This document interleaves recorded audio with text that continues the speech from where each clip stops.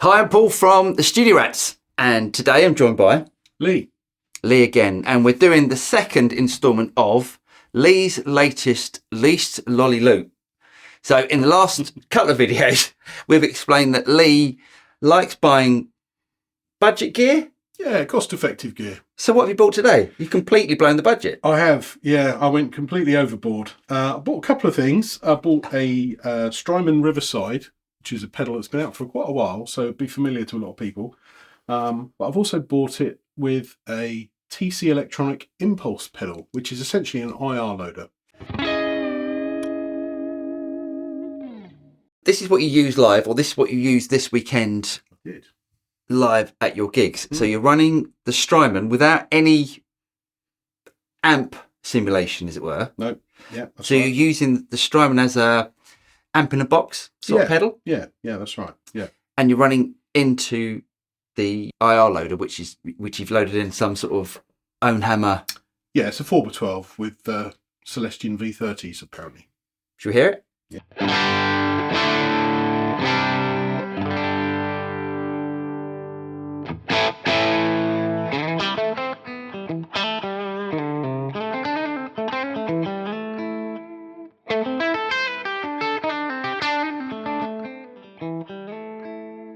That is incredibly dynamic.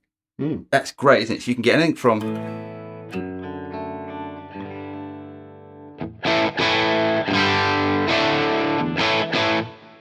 that behaves really amp-like. It does. It's got a real kind of chewy feel under the fingers, doesn't it? Really like that. Okay, so tell me what's going. Well, what's it based on? What is this? It's not actually based on any kind of particular amp. It's its own. It's definitely its own thing. It's its own voice. Right. They, as far as I'm aware, they designed it in two ways. Really, you can use it as a regular distortion overdrive pedal going in the front of a clean amp or your usual kind of setup, whether that be a modeler. And they've also put a presence. There's a presence switch on the back. Right. It's got 3 positions, so plus, minus, and middle. So if you are using it in the way that we are, or the way that I do, which is straight into an IR, you usually need a bit more brightness. So we got the presence turned all the way up. Okay. But it's a digital pedal. Yeah, the actual drive is produced via DSP chips. But having said that, the input is analog. So there's a JFET input. So the first thing your guitar hits is a JFET circuit. Ah, okay. Right. Well, let's see what we can get out of it. Mm-hmm. So what are we on at the moment? So we're on the low gain sound. Right. Gain's about halfway up, but I like to tweak the graphics. So I like to do that classic thing where you boost the top and the bottom and just cut the mids a little bit. Okay. And then we'll wind the gain up. So we'll turn the gain to about 3/4.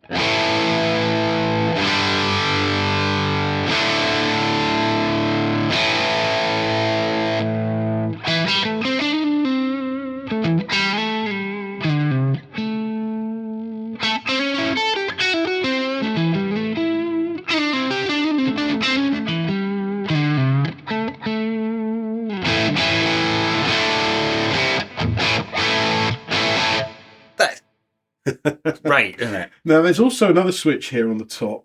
They've called push. Right. So you've got sort of normal or mid, and it, to my ears, it kind of almost brings in almost like a tube screamery type circuit. So it's pushing the mids a little bit more, cutting things through the mix.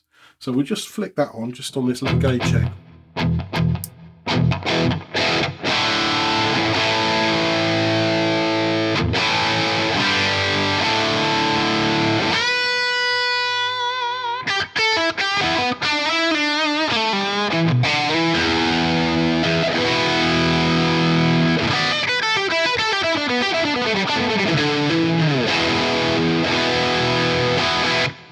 Sounds good, doesn't it? It's awesome. Right. What else we got? So we'll go back to, we'll turn this mid bump off. I like now we'll go over to the high gain channel. Okay. I'll wind the gain down a bit. So we'll start just over 1/4 of the way. So that's kind of maybe where gain 1 left off, I guess. Yeah. We'll wind it up to maybe just over half.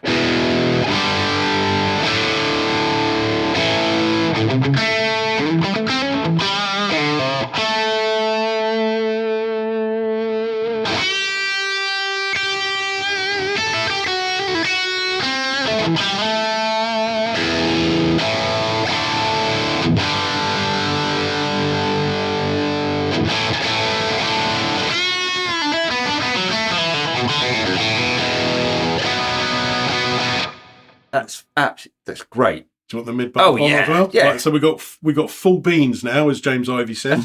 Full beans. Can you bring the treble back a little bit? Yeah. So we got gain right up on channel 2, and we'll put the mid bump in. Okay. Oh, that's weird. I mean, that's gone on to sort of full on.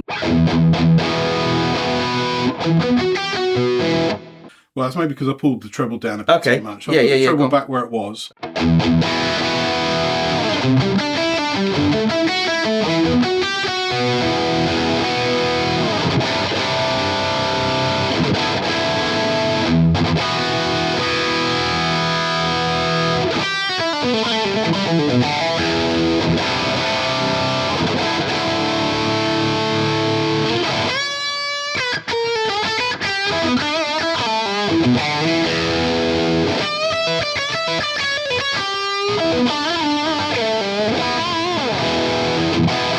Should not have had those beers last night. But...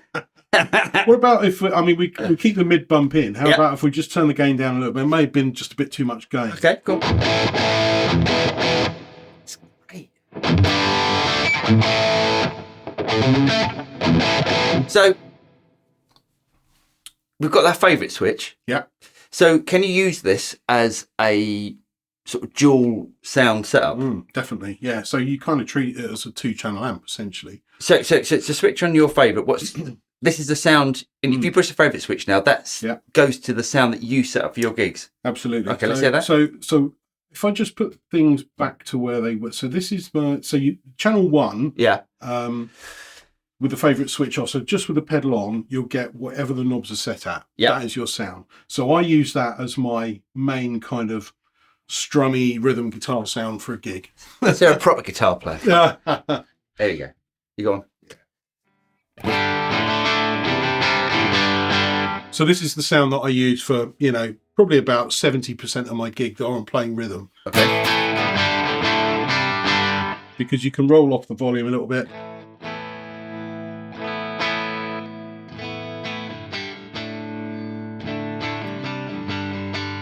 Right. So when I need a bit more dirt and I go for a solo or whatever, I've got my favourite sound, which is this.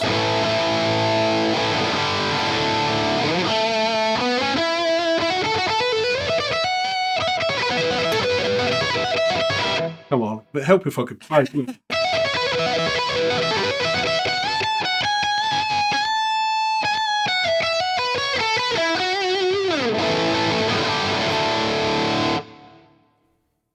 So what we've done is we've taken Lee's TC IR loader thing out of the equation. We plugged that straight into my Tonex pedal. Now, when I go out live, I take out a whole bunch of dry pedals and the Tonex and run the dry pedals in front of the Tonex so I can get all my drive sound. So if you take out the Strymon, so without the drive pedal, sounds like this. And if you bring it in,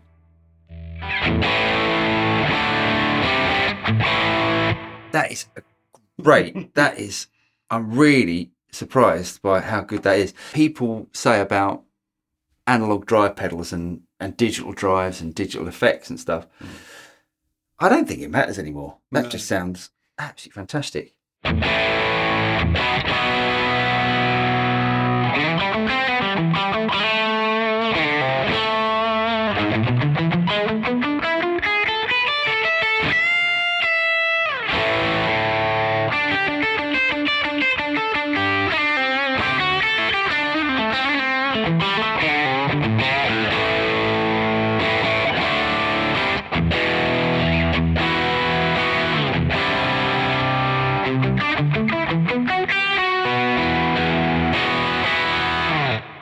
So I did quite a lot of reading up on this pedal, as you might expect, because this is a significant investment for me.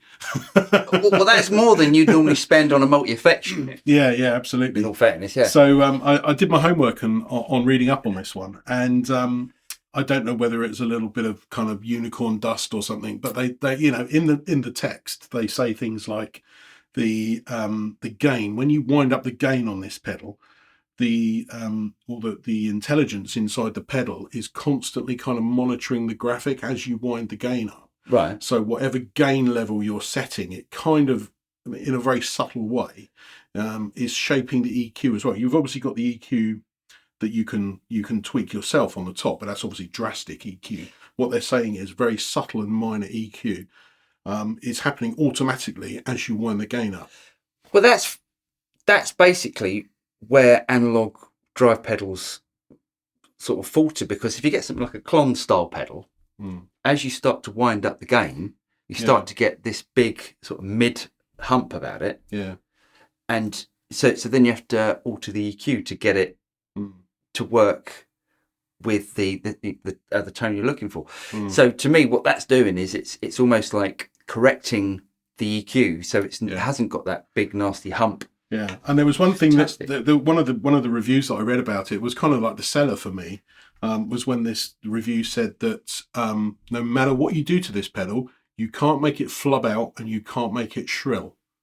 And I thought, well, that's exactly what I'm looking for, because when I play live, sometimes if you play, very loud in a room, in a pub or a club or wherever you're playing, and sometimes you can hit that note on the guitar or hit that chord, and it just kind of resonates in the wrong way, and it just makes everybody go, oh.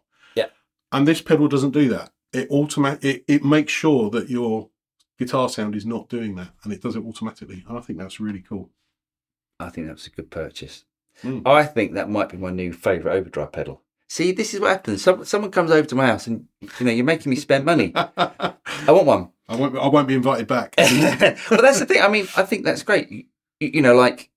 Definitely, it's definitely worth considering digital drive pedals, because that just sounds absolutely fantastic. Should we just give it a little bit more gain? Yeah, come on. You want the treble up there?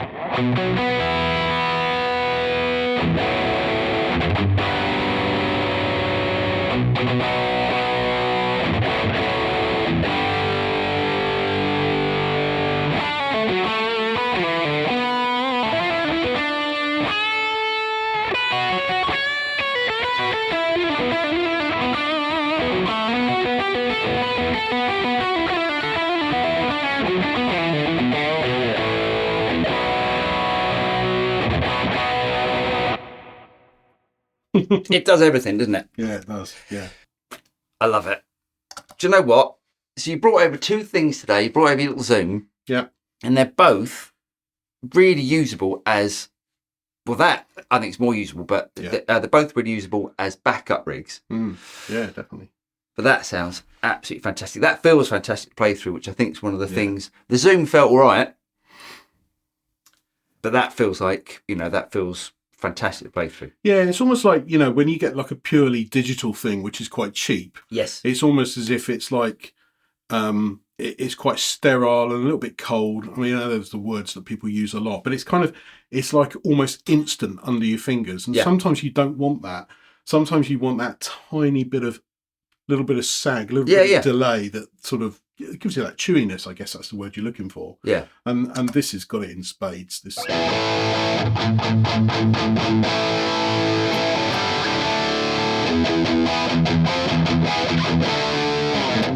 That's awesome. Awesome. Anyway, really hope you guys got something out of that. I think this is a killer pedal. If you did get something out of this video, don't forget to like and subscribe, click on the bell button, and you'll be notified of any future video that comes out from the Studio Rats. I'm Paul. I'm Lee. And we'll see you next time.